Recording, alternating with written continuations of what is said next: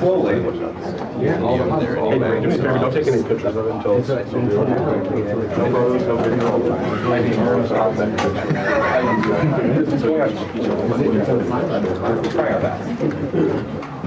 You gotta turn your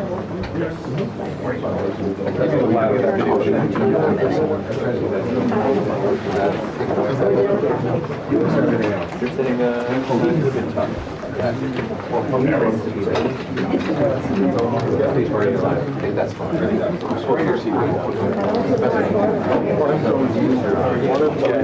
Are you looking for that? We can hit that. You got some heads in the back. We could go one step higher if you wanted. That would be get 500. Thank you. There might still be heads, but it'd be better. We have some heads on the shot, so these, we're going to raise them. Yeah, let's do that on. So we're going to raise this close that. I know, we got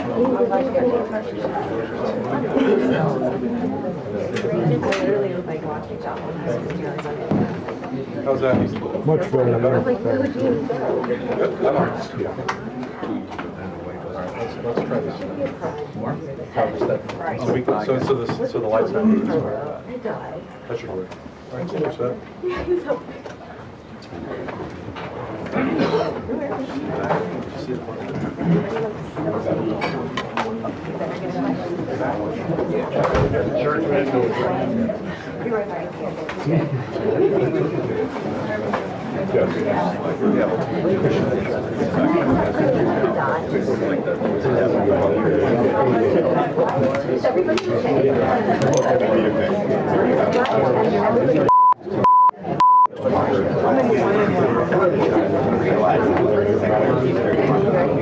How many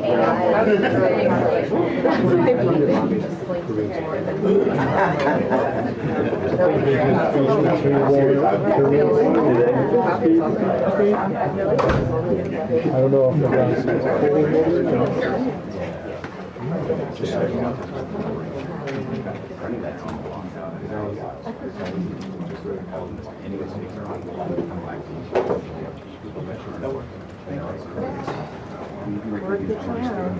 I know.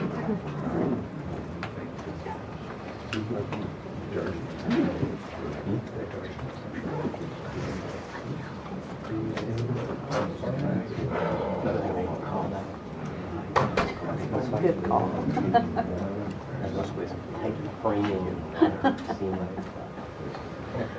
Don't worry, our cuts count.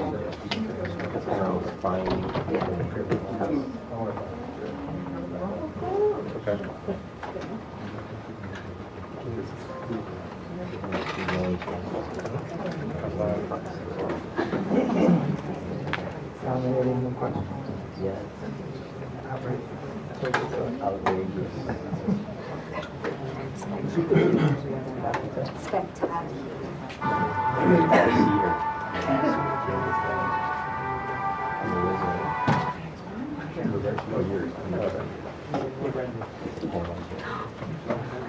I didn't hear you. Dude, I've been using my fans so much. Game changing in this heat. Be on the metro. It literally is so in this heat.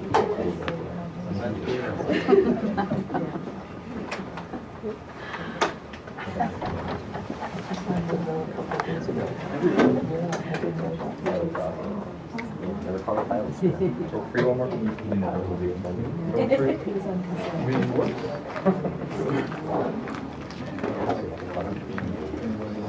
Water for everyone.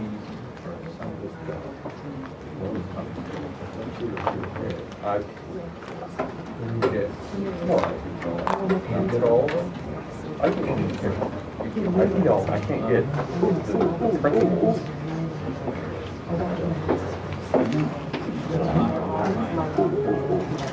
Oh, yeah.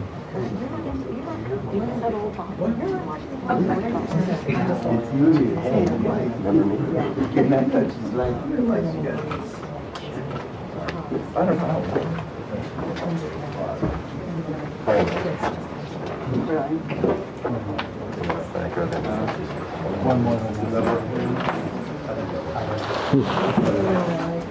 Okay, stand by. Stand by. Should we finish unless everyone take off their badges? If you're wearing a badge, please tuck it into your coat. We'll take it off. Thank you.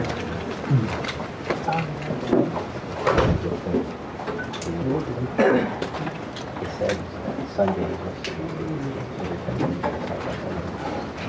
at 9 a.m.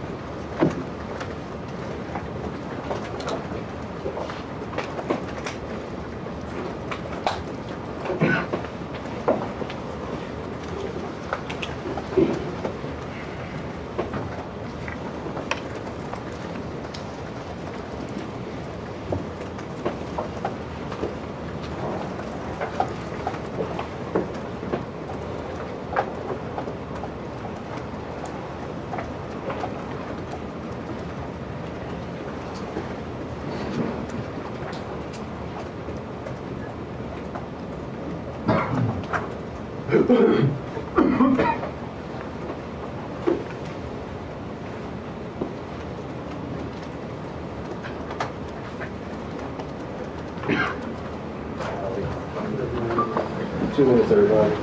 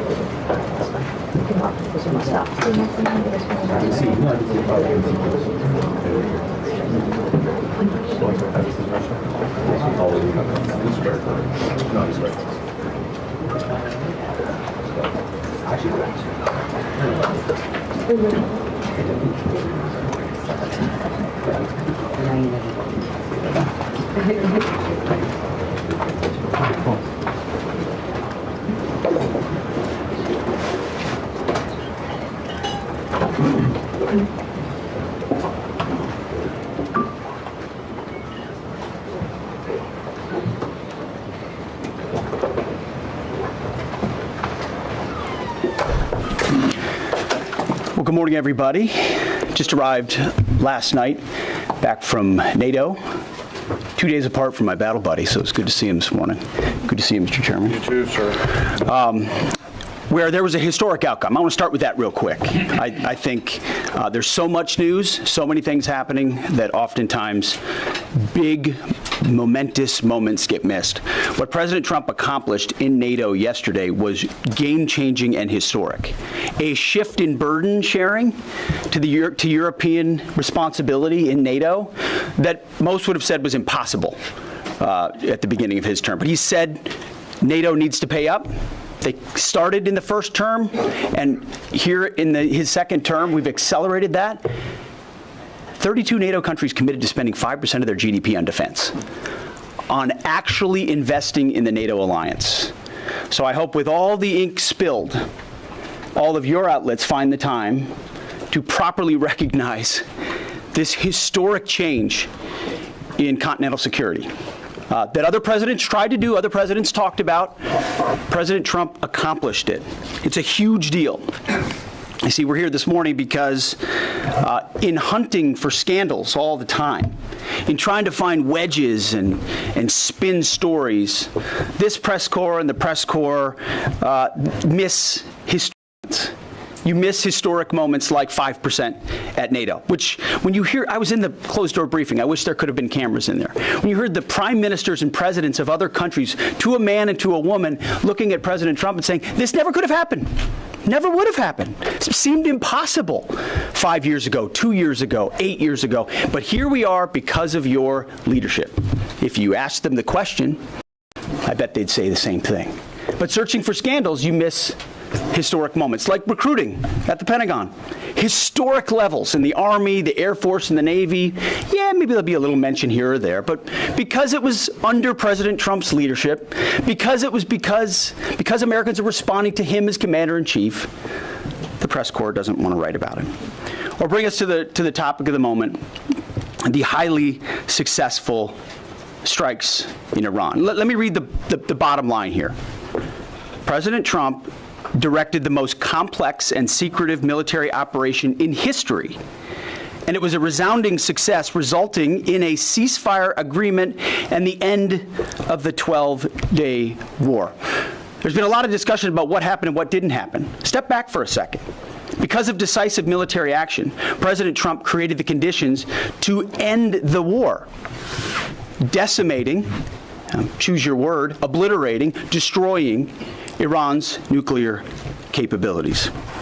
I want to read some of the assessments that have been provided, because whether it's fake news, CNN, MSNBC, or the New York Times, there's been fawning coverage of a preliminary assessment. I've had a chance to read it. Every outlet has breathlessly reported on a preliminary assessment from DIA.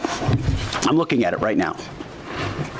Again, it was preliminary, a day and a half after the actual strike, when it admits itself in writing that it requires weeks to accumulate the necessary data to make such an assessment. It's preliminary. It points out that it's not been coordinated with the intelligence community at all. There's low confidence in this particular report. It says in the report there are gaps in the information. It says in the report multiple linchpin assumptions are what this assessment, a linchpin assumption, you know what that is? That means your entire premise is predicated on a linchpin. If you're wrong, everything else is wrong. And yet, still, this report acknowledges it's likely severe damage. Again, this is preliminary, but leaked because someone had an agenda to try to muddy the waters and make it look like this historic strike wasn't successful. I'm going to get to the chairman in a moment because he's going to lay out the particulars for you based on his professional military experience. But here's what other folks are saying. The DIA that put that report out says that this is a preliminary low-confidence report and will continue to be refined as additional intelligence becomes available. How about the Israeli Atomic Energy Commission? The devastating U.S. strikes on Fordow destroyed the site's critical infrastructure and rendered the enrichment facility inoperable. Have any of these quotes made their way into the New York Times or the Washington Post, MSNBC, CNN? Any of these quotes? How about this one? This is a new one from the UN, the United Nations. No friend of the United States, or certainly Israel often. Here's the head of the UN Atomic Energy Agency this morning, Rafael Grossi. U.S. and Israeli strikes caused enormous damage to Iran's nuclear sites. Don't take my word for it. How about the IDF's chief of staff? I can say here that the assessment is that we significantly damaged the nuclear program, setting it back by years. I repeat, years. The Iranian foreign minister, the spokesman, our nuclear installations have been badly damaged, that's for sure. I'm sure that's an understatement.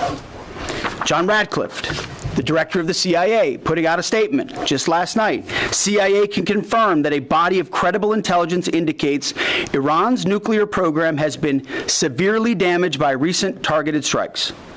This includes new intelligence from a historically reliable, very different than preliminary assessment with low confidence. He's saying historically reliable and accurate source and method that several key Iranian nuclear facilities were destroyed and would have to be rebuilt over the course of years.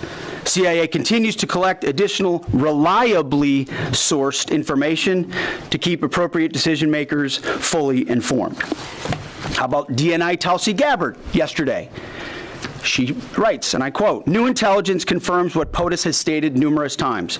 Iran's nuclear facilities have been destroyed."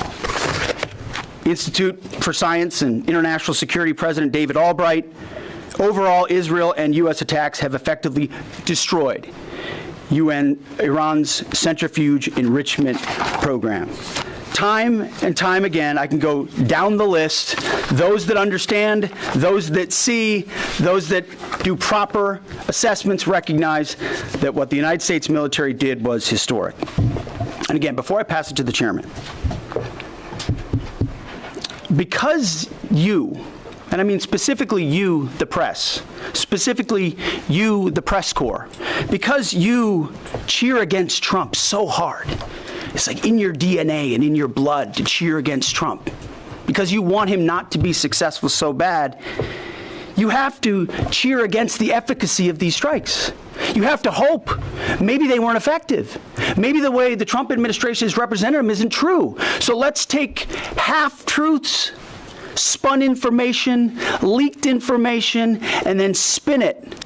Spin it in every way we can to try to cause doubt and manipulate the public mind over whether or not our brave pilots were successful. How many stories have been written about how hard it is to, I don't know, fly a plane for 36 hours? Has MSNBC done that story? Has Fox? Have we done the story how hard that is? Have we done it 2 or 3 times so that American people understand? How about how difficult it is to shoot a drone from an F-15 or 16 or F-22 or F-35? Or what it's like to man a Patriot battery, or how hard it is to refuel midair, giving the American people an understanding of how complex and sophisticated this mission really was. There are so many aspects of what our brave men and women did that, because of the hatred of this press corps, are undermined because your people are trying to leak and spin that it wasn't successful. It's irresponsible. And folks in this room are privy to that information because of the proximity here in the Pentagon. It's an important responsibility. And time again, classified information is leaked or peddled for political purposes to try to make the president look bad. And what's really happening is you're undermining the success of incredible B-2 pilots and incredible F-35 pilots and incredible refuelers and incredible air defenders who accomplished their mission, set back a nuclear program in ways that other presidents would have dreamed. How about we celebrate that? How about we talk about how special America is, that only we have these capabilities? I think it's too much to ask, unfortunately, for the fake news, so we're used to that. But we also have an opportunity to stand at the podium and read the truth of what's really happening. And the reality is, you want to call it destroyed, you want to call it defeated, you want to call it obliterated, choose your word. This was an historically successful attack, and we should celebrate it as Americans, and it gives us a chance to have peace, chance to have a deal, and an opportunity to prevent a nuclear Iran, which is something President Trump talked about for 20 years, and no other presidents had the courage to actually do. So with that, I want to hand it over to the Chairman of the Joint Chiefs. They've done technical analysis on this, not just on the strike, but also on our Patriot defenders on Al-Udeid. And Mr. Chairman, I'll hand it over to you. Good morning. Thank you, Mr. Secretary, and good morning, and all of you. Thank you for being here.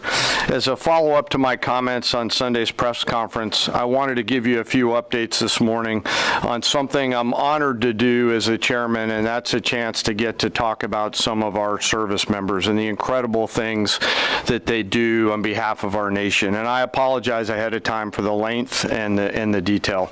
Today I'm going to brief you on a couple things. First, I'm going to talk about our air defenders at Al-Udeid in Qatar and their actions on Monday. Then I'm going to walk you through a little bit about the academics that went into the attack against Fordo, the massive ordnance penetrator weapon, and we're going to show a video that highlights the effects that weapon has. Of course, nobody was down inside the target, so we don't have video from the target. First, on Monday. As the President has stated, on Monday morning we began to receive indications and warnings that Iran intended to attack U.S. bases in the region. That morning, building on the work that CENTCOM Commander Eric Kurilla had done, and on the orders of the President, at Al Udeid Air Base in Qatar and around the region, we assumed a minimum force posture. Most folks had moved off the base to extend the security perimeter out away from what we assessed might be a target zone, except for a very few Army soldiers at Al Udeid. At that point, only 2 Patriot batteries remained on base, roughly 44 American soldiers responsible for defending the entire base, to include CENTCOM's forward headquarters in the Middle East, an entire air base, and all the U.S. forces there. The oldest soldier was a 28-year-old captain. The youngest was a 21-year-old private who'd been in the military for less than 2 years. So let's put ourselves out there for a second. Imagine you're that young first lieutenant, you're 25 or 26 years old, and you've been assigned as the tactical director inside the command and control element. You, at that age, are the sole person responsible to defend this base. Listening next to you is your early warning operator, whose job is to notify you of imminent attack. There's 5 people inside a vehicle and 5 people outside of a vehicle around these, a total of, as I said, 44. By the way, you've sat in the Middle East for years, deployed over and over again, extended multiple times, always being prepared, but unsure of when that particular day will come that you must execute your mission and not fail at doing it. In this case, these Patriot crews were deployed from Korea and Japan as part of our U.S. forces there to ensure that we had the most capable missiles in the CENTCOM area of responsibility. As the day continues, you start to hear more and more chatter in the information space about a pending attack. And as the sun starts to set in the west, you get orders from your higher headquarters to make sure that your missile batteries are pointed to the north. There are just a few other teammates. It's hot, you're getting nervous, and you expect an attack. Outside of those Patriot vehicles, your hot crew, which is 1 NCO and 4 additional soldiers, turns a key and relinquishes control of those missiles to that young lieutenant inside the vehicle, and you wait. You know that you're going to have approximately 2 minutes, 120 seconds to either succeed or fail. And then at approximately 12:30 p.m. on Monday, that's 7:30 p.m. in Qatar, as the sun sets in the west, Iran attacks. As the targets were detected, round after round of Patriot missiles are ejected from their canisters by an initial launch charge. Then the main solid rocket motor ignites. You can feel this in your body if you've ever been around a Patriot taking a shot. And round after round goes out and guides against those missiles coming inbound. We believe that this is the largest single Patriot engagement in U.S. military history.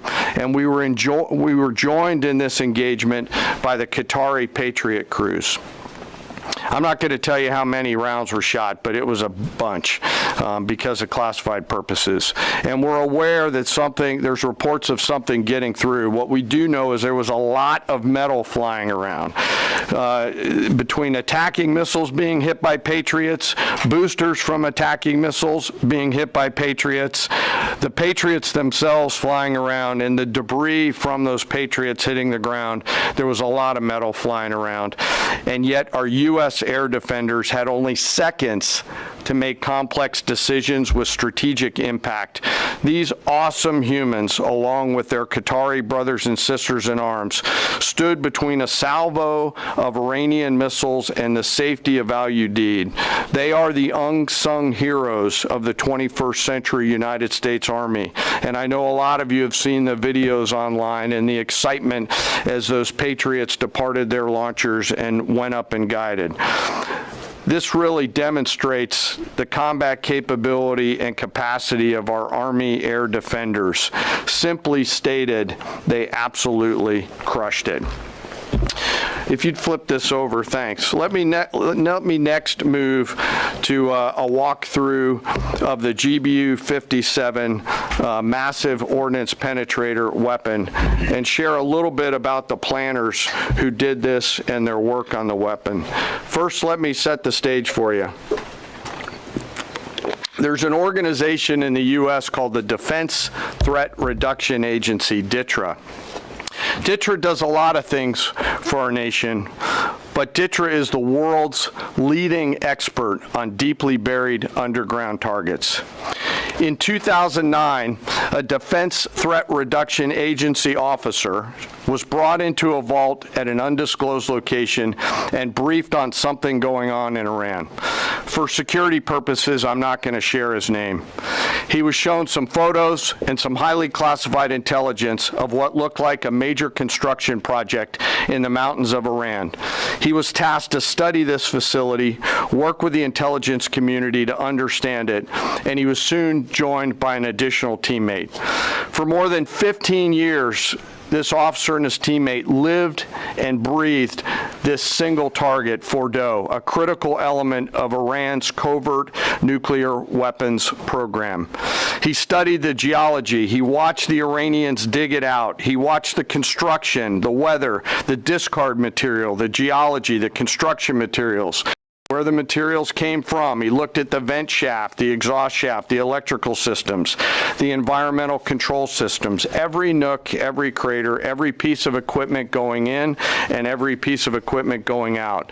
They literally dreamed about this target at night when they slept. They thought about it driving back and forth to work, and they knew from the very first days what this was for. You do not build a multi-layered underground bunker complex with centrifuges and other equipment in a mountain for any peaceful purpose. They weren't able to discuss this with their family, their wives, their kids, their friends, but they just kept grinding it out. And along the way, they realized we did not have a weapon that could adequately strike and kill this target. So they began a journey to work with industry and other tacticians to develop the GBU-57. They tested it over and over again, tried different options, tried more after that. They accomplished hundreds of test shots and dropped many full-scale weapons against extremely realistic targets for a single purpose: kill this target at the time and place of our nation's choosing. And then, on a day in June of 2025, more than 15 years after they started their life's work, the phone rang and the President of the United States ordered the B-2 force that you've supported to go strike and kill this target.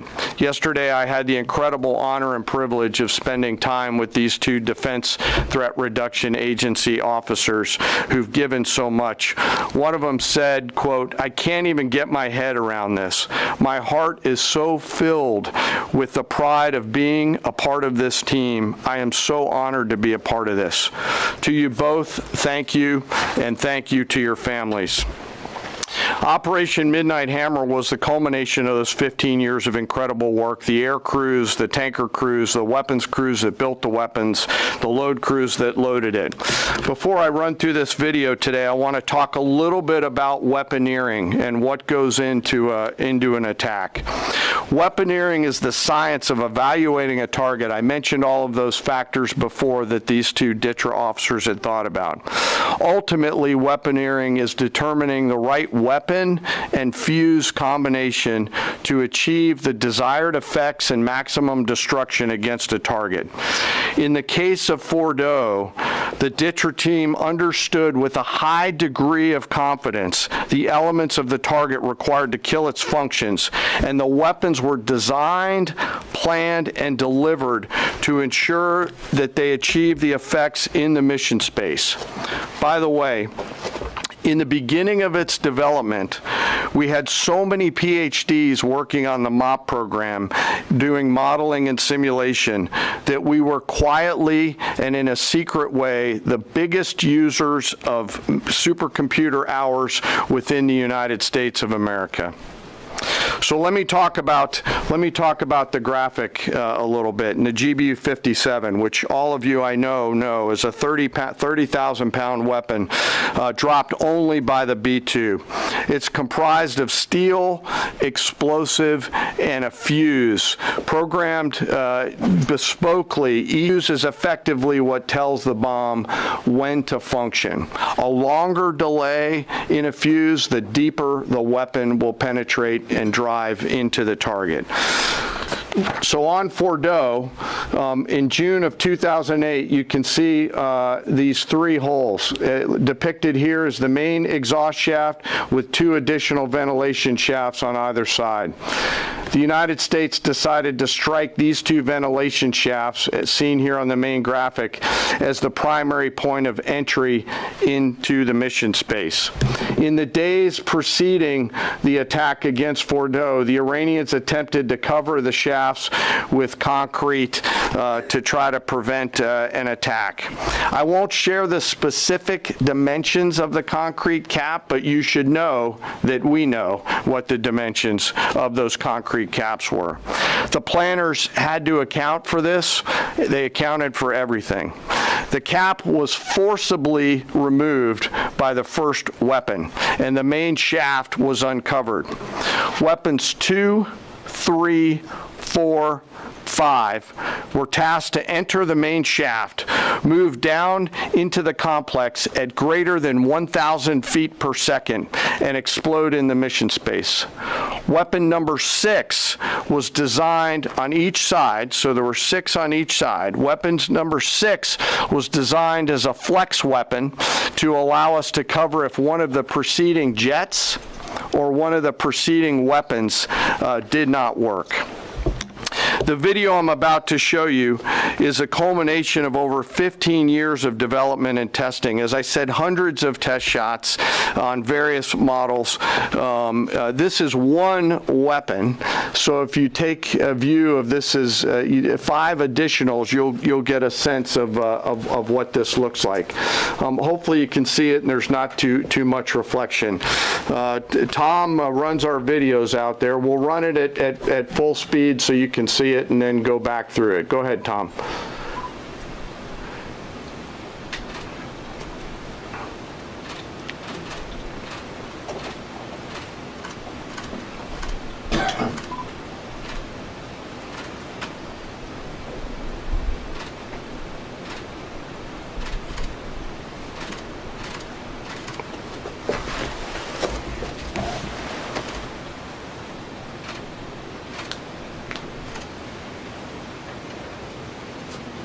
Keep it going for a minute. You'll see inside the mission space.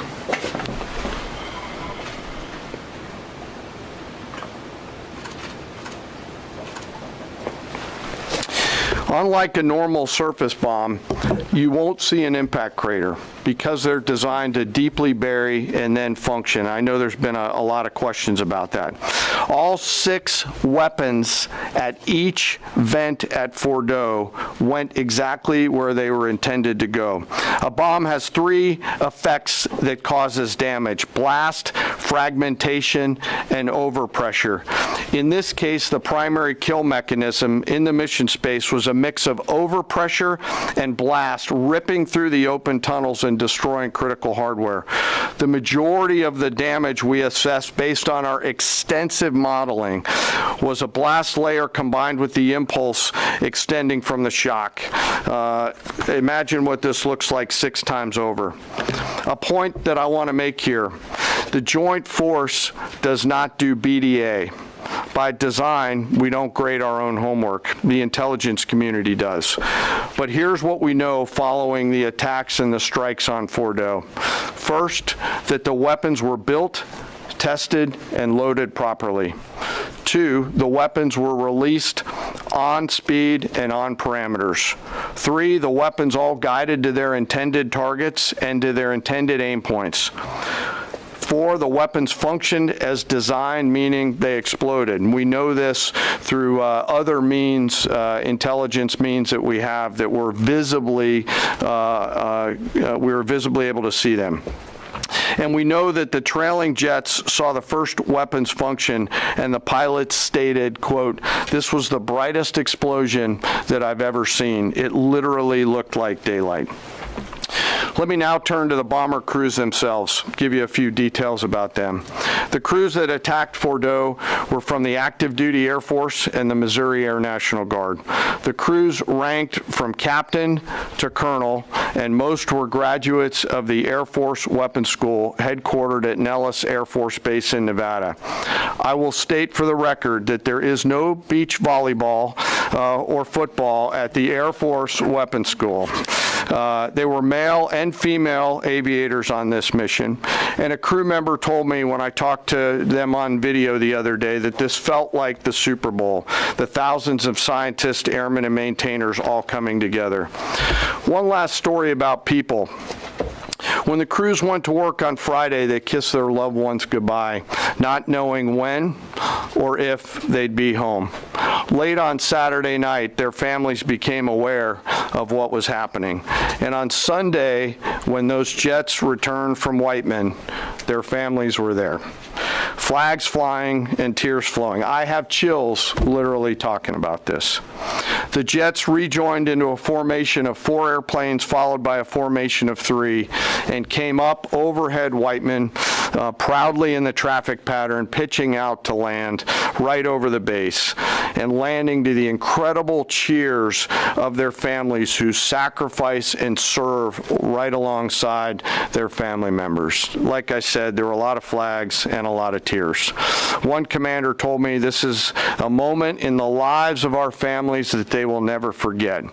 That, my friends, is what America's Joint Force does. We think, we develop, we train, we rehearse, we test, we evaluate every single day. And when the call comes to deliver, we do so. I could not be more proud standing up here today of our Joint Force. I'm filled with gratitude that I get to tell their story. And as we stand here right now, our forces remain on a high state of readiness in the region, prepared to defend themselves. And one last thing, our adversaries around the world should know that there are other DTRA team members out there studying targets for the same amount of time, and will continue to do so. Thank you very much. I apologize for the length. I look forward to your questions. Thank you, Mr. Chairman. I would just thank you, by the way, for that extensive work, the lay down. I mean, even, do you have that laser pointer? Okay. Yes, sir. Thank you, squaring me away as always. I mean, even in just the public reporting, if you see the post-strike shaft of the 3 holes, the vast majority, and fairly so, the vast majority of speculation has been those are the 3 strike points. When in actuality, what you realize is these are the vents, these are the caps. The first munition took the cap off, and the other 5 went down the center hole, which, if you're planning the target, you would want it to be the direct one going to the bottom. These are the types of things that go into the planning for a strike that the Pentagon would not expect the press corps or the American people to initially understand, so laying this information out is helpful. But it's also why we ask for a beat, for a moment, for a day or 2, the opportunity to tell that story, because as the chairman said, these men and women that did this mission, they just want to do their job. They're not expecting their story to be told. They're not expecting the glory. They are grateful for the flags and the hugs of family. That's why they do the job. But they also know they were a part of something historic.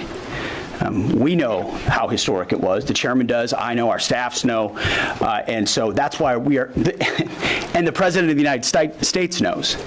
And that's why it's almost personal when we see the way in which leaks are used to try to disparage the outcome or muddy the waters about the impact of what happened without being responsible with information and allowing the professionals to assess and provide that information just like the chairman did. So thank you, Mr. Chairman, for that information, and we welcome a few additional questions. Yes, sir. General, on Sunday you said final battle damage will take some time, and you also said, I think BDA is still pending, and it would be way too early for me to comment on what may or may not still be there at the nuclear facility. So that was just over 3 days ago. So what has changed? Would you use the term obliterated as well? Sure, like I said, we don't do BDA. I'll refer that to the intelligence community, and You're talking with them. I mean, what changed in the past 3 days and make you so, sir, I think I think I explained what changed. There was a great deal of irresponsible reporting based on leaks, preliminary information in low confidence. Again, when someone leaks something, they do it with an agenda. And when you leak a portion of an intelligence assessment, but just a little portion that makes it seem like maybe the strike wasn't effective, then you start a news cycle. Whether it's the Washington Post or Fox News or CNN or MSNBC, you start a news cycle that starts to call into question the efficacy. No, that's why. So you bring the chairman here, who's not involved in politics. He doesn't do politics. That's my lane to understand and translate and talk about those types of things. So I can use the word obliterated. He could use defeat, destroyed, assess, all of those things. But ultimately, we're here to clarify what these weapons are capable of, which anyone with, two eyes, some ears, and a brain can recognize that kind of firepower with that specificity at that location and others is going to have a devastating effect. So we all recognize there will be days and weeks ahead. That's why yesterday I said, if you want to know what's going on at Fort O, you better go there and get a big shovel, because no one's under there right now. No one's under there able to assess, and everyone's using reflections of what they see. And that's why the Israelis, the Iranians, the IAEA, the UN, to a man and to a woman who recognize the capability of this weapon system, are acknowledging how destructive it's been. So that's what's changed. Just 3 or 4 days later. What changed? See, this is a point. This is how difficult it is to actually manage. You just watched a video of what this weapon is capable of. That's where we find our confidence, is in the skill of men and women and the capability of the systems they employed, and the recognition so far in the reflections that it was a highly successful mission. Sure, I think you could, I'd say go out, the IC should be able to help you answer that question. They look at a variety, as the Secretary has alluded to, we look at a variety of things. I don't do that, they do. All different sources of intel, which I'd refer you to them to get clarity on the end state. So again, I go back to the IC, whether it's Director Radcliffe or ODNI Gabbard. I read the statements at the beginning. They're the ones aggregating the intelligence, and they're saying nuclear facilities were destroyed and would have to be rebuilt over a number of years. Facilities were destroyed. What do we got right here? Sir, you cited a body of credible intelligence to suggest the damage at Fort O and other places. What is that referring to, and when can we see it? I was reading from the CIA director's statement, which came out last night. CIA, again, they do the BDA, they do the assessment. CIA can confirm that a body of credible intelligence indicates, it also goes on to say, new intelligence from historically reliable and accurate sources and methods. Now, you can imagine. What is that? You can imagine the CIA director is going to be very careful about how he articulates things of that sensitivity. Classified, secret, top secret, compartmentalized. He's going to know things that you're not going to know, that the press isn't going to know, and he's reflecting that the sources he's seeing are highly credible. They've given credible intelligence. They or those processes have given credible intelligence in the past, and that's what he's basing it on. Don't you think we need to see that? Do you have a top secret clearance, sir? Eventually, the American public wants to see it. Yes. Yeah, you. I wanted to ask briefly just. No, not you. Checkered shirt. Oh, so Mike Glenn with the Washington Times. Yes, sir. Thanks, sir. Anybody who's ever read a Battalion S2 report after a fight knows that it's usually, the initial report is usually wrong, sometimes grossly so. Has what happened in this incident caused y'all to sort of rethink the intelligence process or the dissemination, or do you think it's just a matter, I mean, if the process itself doesn't require any more adjustment? Well, I can tell you what the chairman told me in the Situation Room and reminded us all, which is alongside what you just said, sir, is that the first reports are almost always wrong. They're almost always incomplete, right? Anything, whether it's a squad level operation or a strategic level operation, the initial reflections you get are coming at you at a high rate of speed from a lot of different sources. So your job is to step back and assess them. And that's why we're urging caution about premising entire stories on biased leaks to biased publications trying to make something look bad. How about we take a beat, recognize first the success of our warriors, hold them up, tell their stories, celebrate that, wave an American flag, be proud of what we accomplished. And in the meantime, I can assure you, the chairman and his staff, the intelligence community, our staff and others are doing all the assessments necessary to make sure that mission was indeed successful. Yes, right there. Sir, thank you, Mr. Secretary. Iran has recognized that their nuclear program was indeed severely damaged, but they also said that the U.S. strikes only strengthened their ability and their determination to complete their nuclear program. How do you respond to that, sir? Is that a provocation from Iran? Well, I would say Iran's going to have to say a lot of things right now in order to bolster their image, especially internally. You know, in the media, there's a lot of things they'll say for domestic consumption. But we're watching very closely what they do. Again, that's the intel community. Our job as the chairman, the chairman laid it out so beautifully, our job is to be prepared. And how proud are you? How proud am I? I didn't know the full story of those men and women 15 years ago who've been pointing at that target. That makes me proud to be an American. That's an awesome story. I hope we can tell more aspects of that in an unclassified way in the future.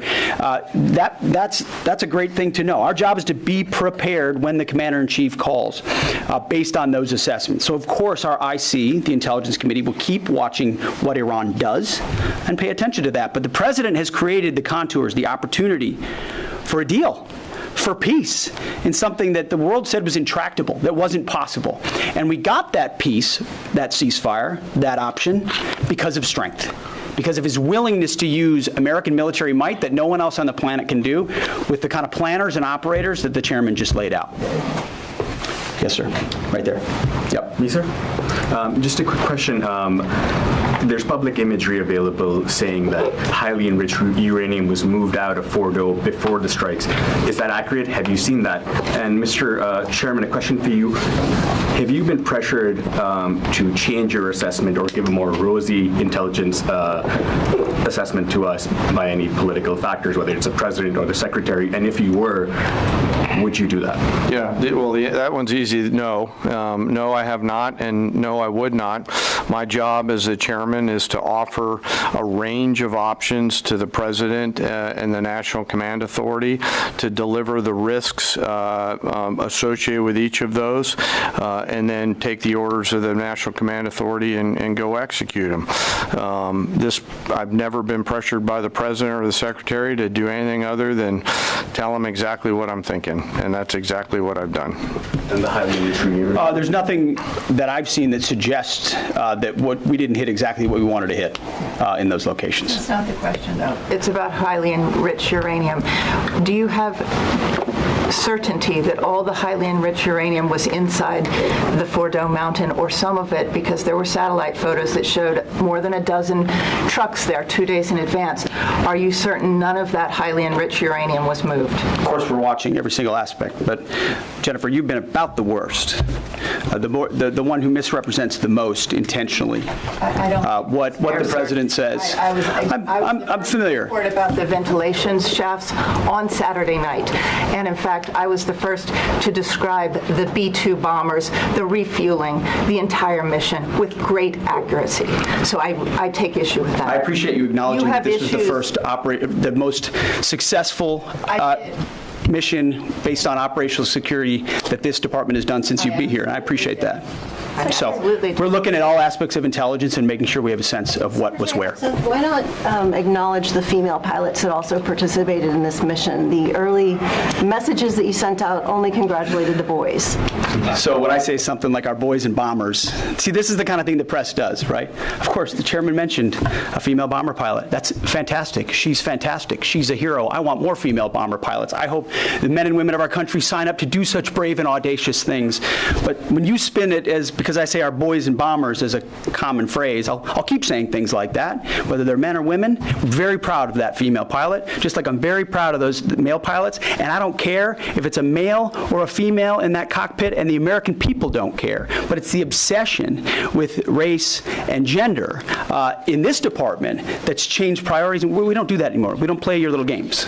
Yes, Do you right know there. for certain that the uranium was removed from the facility before the B-2 struck? So I'm not aware of any intelligence that I've reviewed that says things were not where they were supposed to be, moved or otherwise. Mr. Secretary, Yes. Kelly Meyer with News Nation, and just off the top, want to say we're grateful for the service of these pilots and everybody that serves. I wanted to ask you, the CIA statement said, when possible, they will provide updates and information to the public for transparency, and I believe that's what we're looking for here. Do you commit to share the Defense Intelligence Agency report when it is ready, so the American people can understand more about the intelligence assessment? Well, actually, the report that was discussed, this preliminary report, was what's called a restrike report. So it comes to us to give us an assessment whether a target would need to be restruck, right? That's the reason why. So it's based on internal feedback loop that we're supposed to have access to. Unfortunately, someone took advantage of that.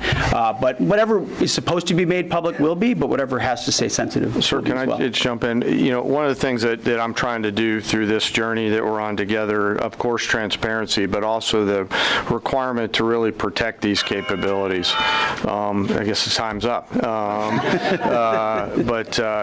So there's a balance in there, right? We do need to preserve options should the nation and the joint force be tasked to go do something again. So I'm confident we'll find the middle ground, but there are some things that if asked, I'd want to not release related to. So we're going to leave it right there. I want to thank the heroism of our men and women in the military. What they accomplished is truly historic, setting back the Iranian nuclear program untold number of years. It was a devastating attack. We appreciate you covering it. Thank you very much, Mr. Chairman. Thank you. Can you talk a little bit more about your role, sir? You can